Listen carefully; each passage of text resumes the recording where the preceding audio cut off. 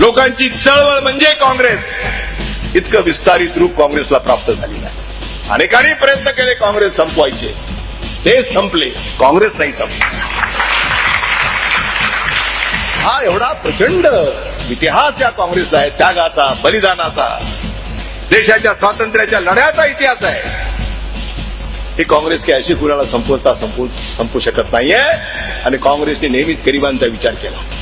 आज ही काँग्रेस म्हणते काँग्रेस का हात आम आदमी के साथ. ही काँग्रेसची भूमिका आहे. आम आदमी म्हणजे सामान्य माणूस. काँग्रेस का हात केवळ श्रीमंताच्या बरोबर असं नाही म्हटलं काँग्रेसने. आम आदमी म्हणजे समाजातल्या प्रत्येक जाती धर्मातला गरीब माणूस. ही भूमिका काँग्रेसने स्वीकारली. महिलांचा सन्मान वाढवण्याचं काम काँग्रेसने केलं. कालपर्यंत 33% रिझर्वेशन होतं, आता 50% झालं.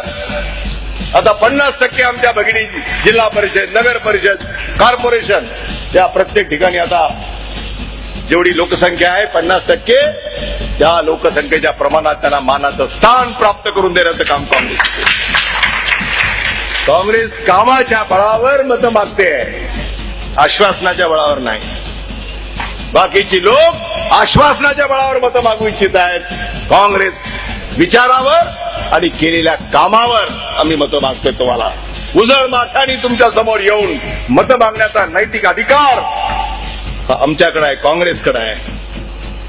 ज्यांचा काही विकासाची संबंध नाही आहे अशी माणसं जेव्हा नशीब आजमायला मैदानामध्ये येतात त्यांना मात्र आपण सांगितलं पाहिजे की हे क्षेत्र तुमचं नाही आहे. हे त्याला सांगितलं पाहिजे. कोण कोणीतरी उभा राहतो, काहीतरी करत राहतो, मताचं विभाजन कसं होईल, कोणाला कोणाचा कसा फायदा होईल,